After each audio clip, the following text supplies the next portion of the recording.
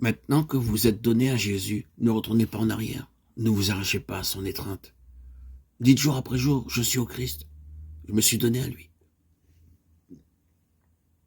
Demandez-lui son Saint-Esprit, sa grâce pour vous garder.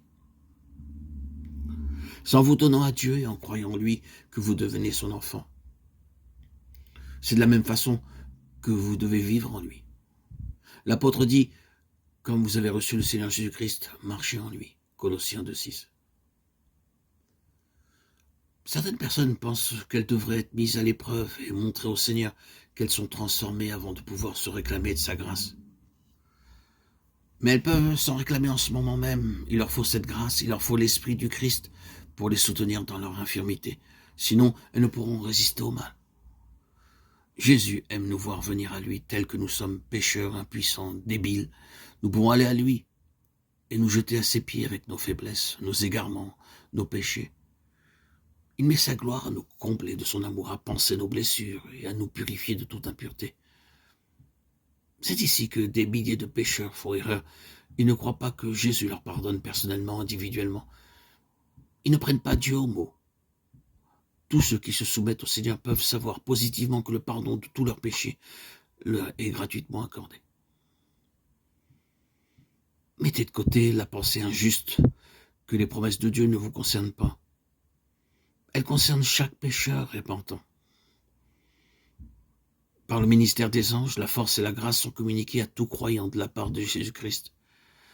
Nul n'est pécheur au point de ne pouvoir trouver force, pureté et justice en celui qui est mort pour nous. Jésus ne désire rien tant que de nous enlever nos vêtements tachés et souillés par le péché et de nous revêtir des robes blanches de la justice. Il nous supplie de vivre, de ne pas mourir.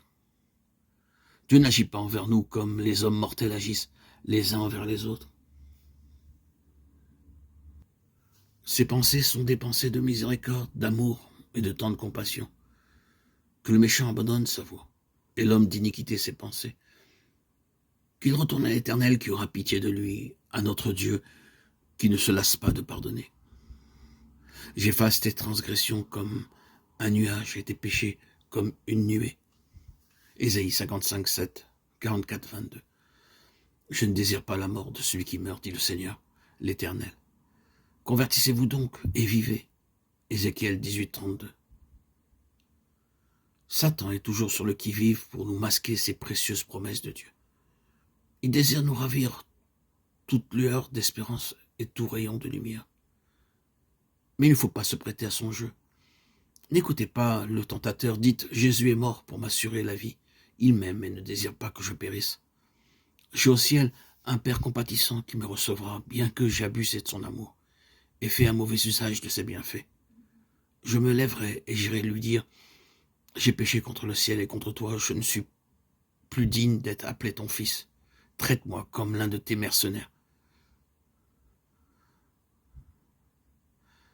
La parabole vous dit comment le fils prodigue sera reçu. Comme il était encore loin, son père le vit et fut ému de compassion.